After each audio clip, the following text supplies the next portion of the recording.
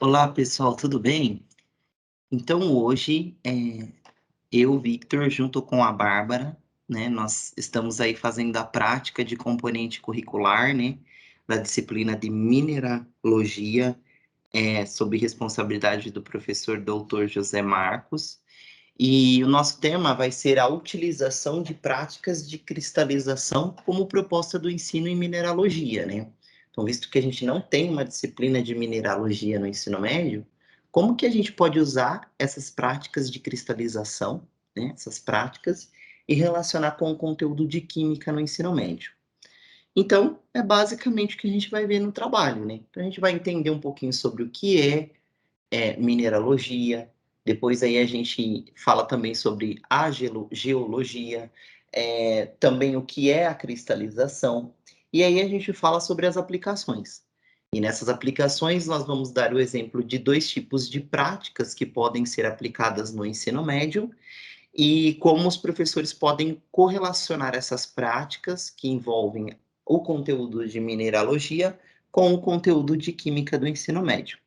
E também a gente vai ver os desafios que os professores enfrentam nessa questão.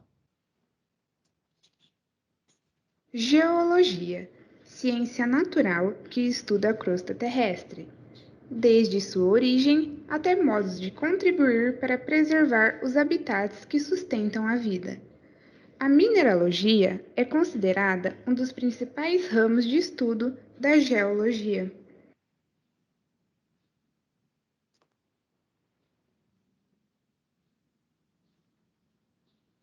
Primeiramente, o que é mineralogia?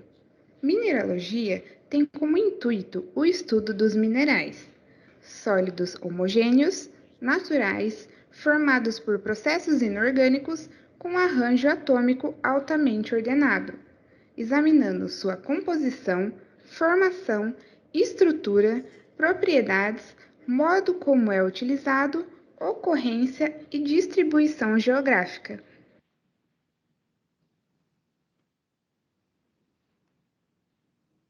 A mineralogia tem uma grande importância nos dias atuais.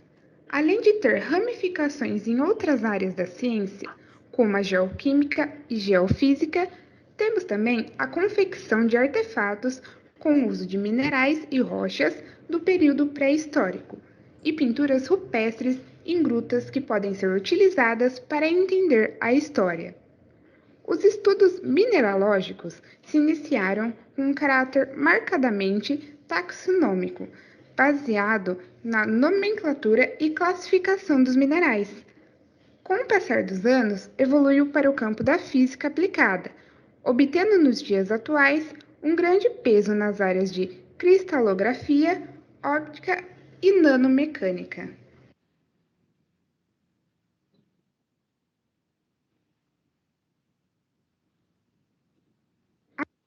A formação de minerais depende de diversos parâmetros, como a temperatura, pressão, velocidade e ambiente, sendo formados a partir de processos como a cristalização, sublimação, ou seja, cristalização por vapor, evaporação e metamorfismo. Cada mineral possui sua própria condição de temperatura e pressão para ser formado.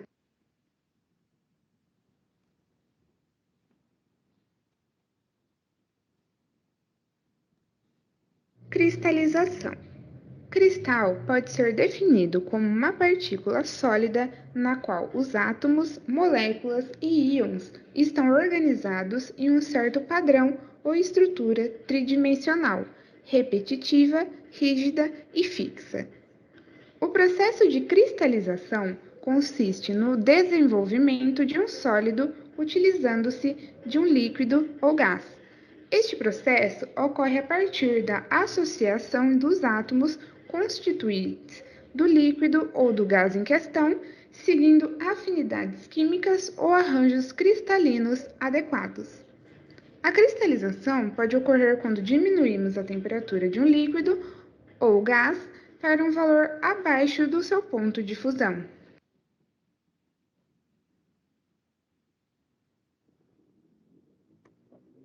Sublimação ou cristalização por vapor. Ocorre geralmente por erupções vulcânicas com a libertação de voláteis provenientes do magma. Com a interação entre vapores ou vapor-rocha, ocorre a cristalização. Evaporação. Neste processo, cristais são formados a partir da supersaturação. Com o aumento da evaporação, teremos um aumento da concentração do soluto na solução, ocasionando a cristalização. Substâncias em fusão numa lava vulcânica formam cristais quando a lava resfria. Sais dissolvidos em água formam cristais quando a água evapora.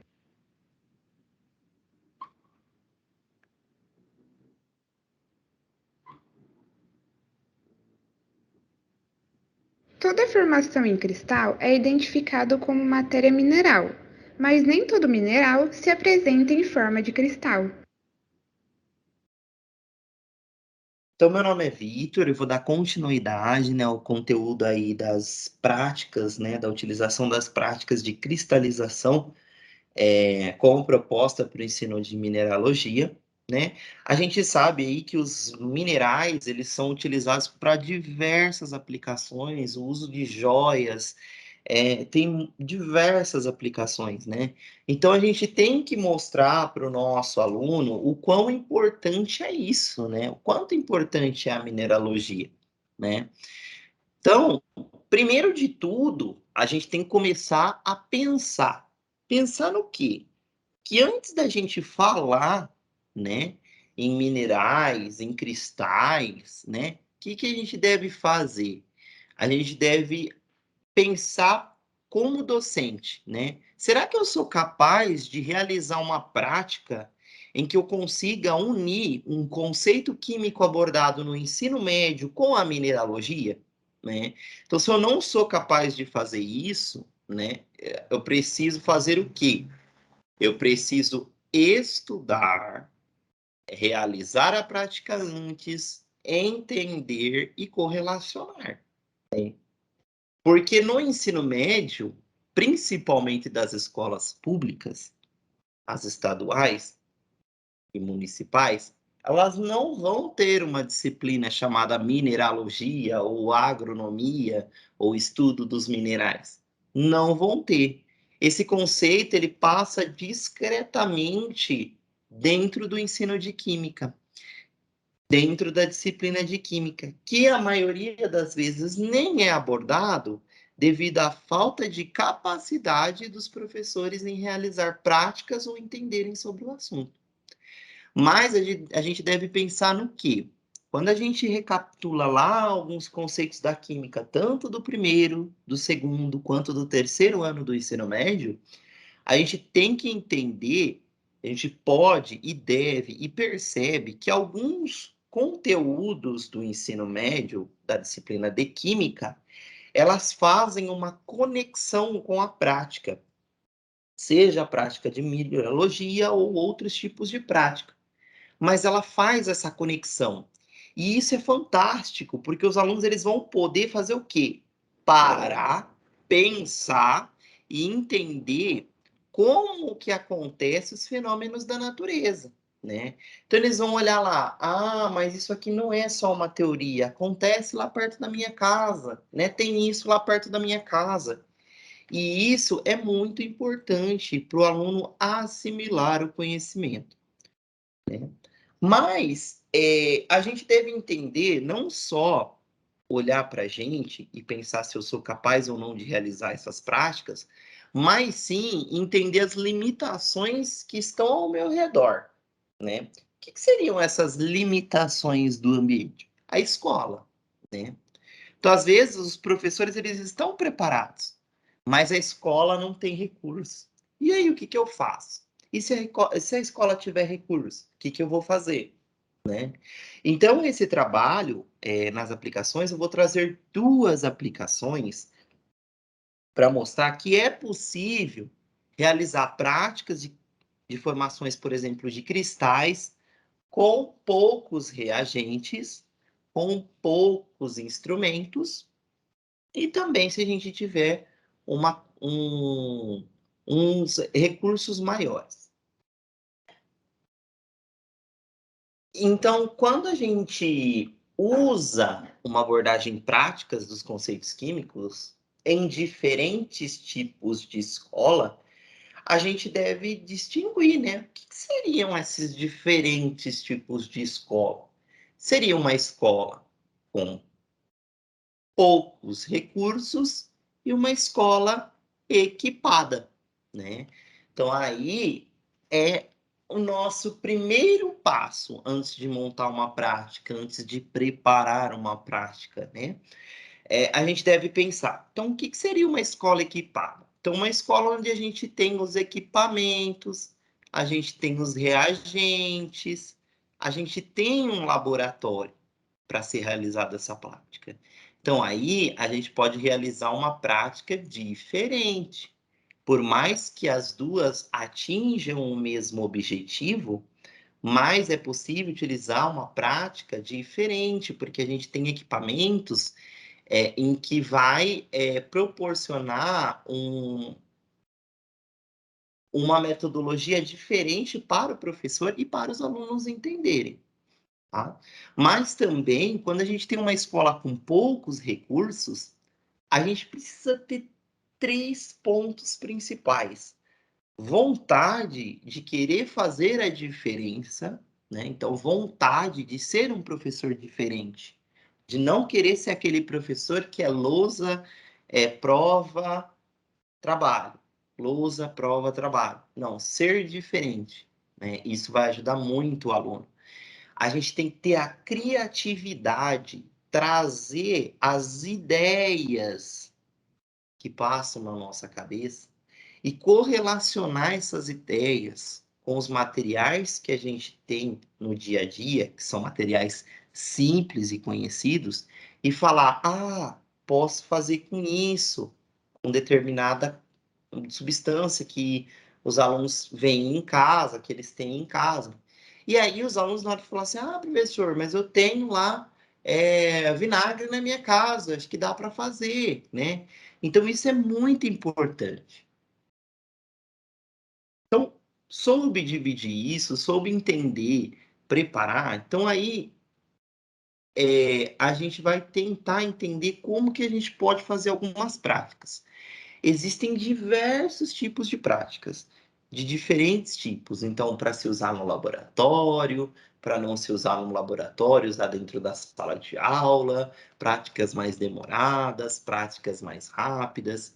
Mas aqui eu separei duas por questões do tempo só. Uma numa escola equipada, onde a gente tem os equipamentos, os laboratórios e os reagentes, e outra numa escola, talvez aí com poucos recursos, tá? Com materiais mais simples. Então vamos falar um pouquinho agora do exemplo de uma prática para uma escola equipada, né? Então a gente pode formar os cristais usando alguns reagentes que essa escola equipada vai ter: cloreto de amônio, hidróxido de amônio, cloreto de níquel hexaidratado, a água deionizada, uma solução de EDTA, que é o etileno diamina tetraacetato, e um microscópio. Então, tudo isso é possível se realizar numa escola que tenha um laboratório, numa escola que esteja bem equipada. Vamos exemplificar uma escola que está bem equipada? Instituto Federal, né? Instituto Federal é uma instituição que agrega alunos do ensino médio, né? Existe o ensino médio dentro da instituição e os alunos têm acesso aos laboratórios. Então, para os alunos do IFE, por exemplo, né, é possível realizar essa prática. Como que vai funcionar?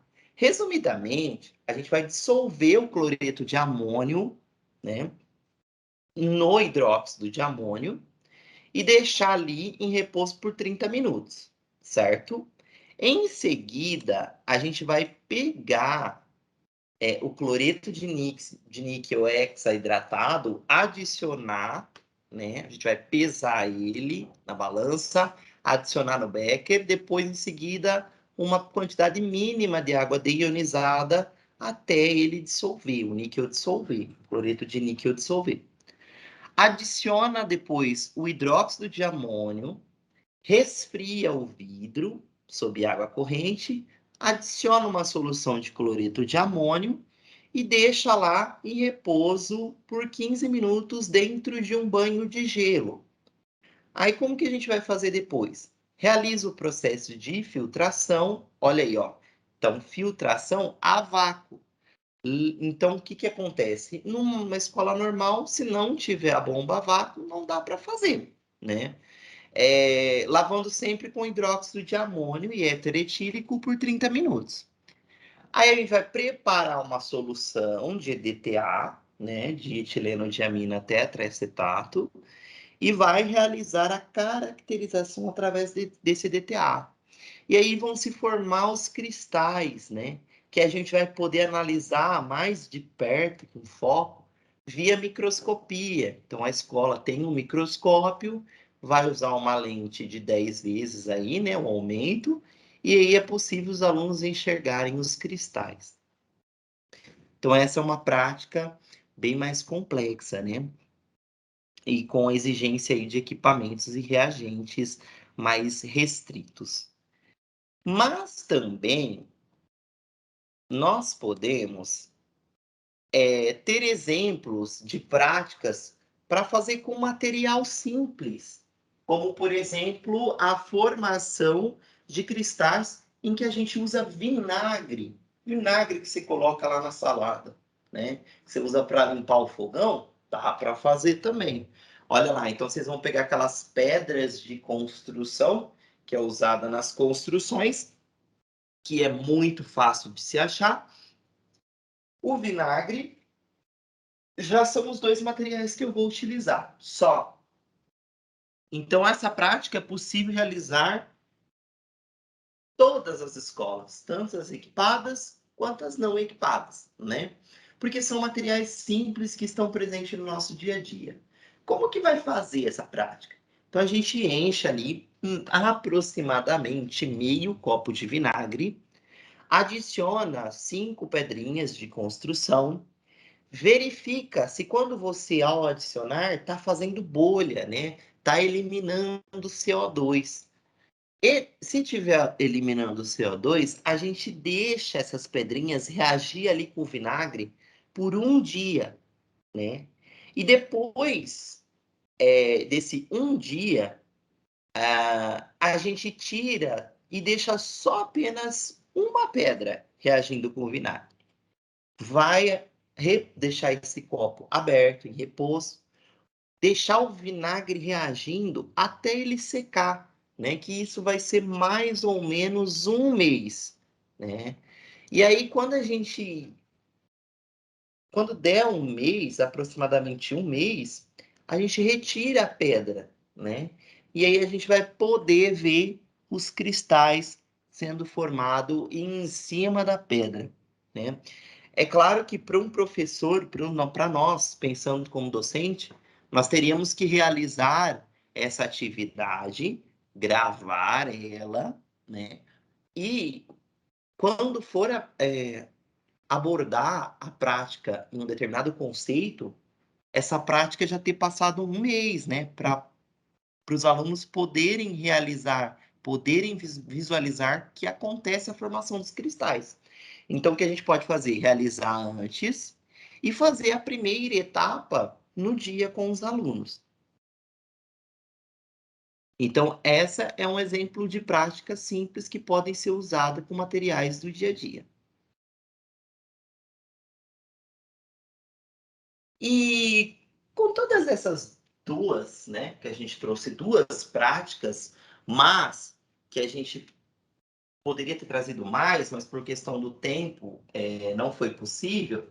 Vamos tentar entender. Então, o que esses experimentos nos mostram? O que eles vão fazer? Né? O que eles vão ajudar? Então, eles vão ajudar no entendimento, porque o aluno, quando ele está dentro da sala de aula, copiando o conteúdo, ouvindo o que o professor está falando, ele tá pensando assim, cara, que saco, isso aqui é muito chato, esse cara não para de falar, né? E isso vai fazendo com que o aluno perca essa vontade, né? Essa ideia de que realmente o assunto é importante, né? Que o assunto é essencial. Então, essas abordagens práticas, né? Elas ajudam a fortalecer a teoria e é de suma importância para esse processo de assimilação desse conhecimento, processo de ensino-aprendizagem nas disciplinas, né? Porque o aluno, ele vai passar a refletir no conteúdo abordado, né? Não só observar, ele está passando lá na lousa, não. Ele está passando na lousa porque a gente realizou a prática semana passada, porque acontece, né? Então, é de suma importância a gente realizar algumas práticas dessa, né? E como que a gente pode relacionar, por exemplo, aquelas duas práticas que eu falei anterior aos conceitos de química do ensino médio, né?